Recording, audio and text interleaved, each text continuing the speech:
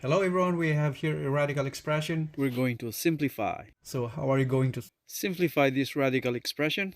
or shall we say cascaded root of x. So in here, the expression can be written the same way as x to the power of 1/3 raised to the power of 1/4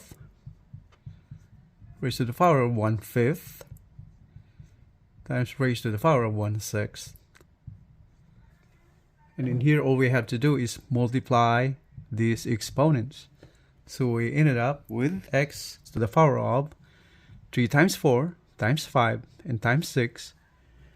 So in here, 3 times 4, that's 12. So 3 times 4 is 12. And 5 times 6 is 30. So 30 times 10 is 300. Plus 30 times 2 is 60.